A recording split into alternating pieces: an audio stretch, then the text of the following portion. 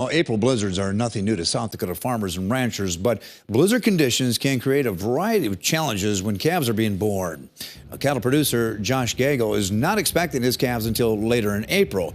He says that he is happy western South Dakota is getting the extra moisture and sent Kettleland News video of how his cattle were trying to weather the storm.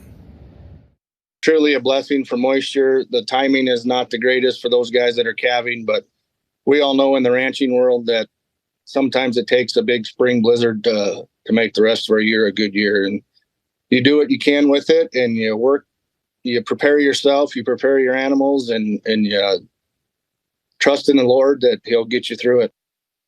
Gagel says that he knows many cattle producers who were dealing with calves during the blizzard. He says keeping the newborns warm is the biggest challenge.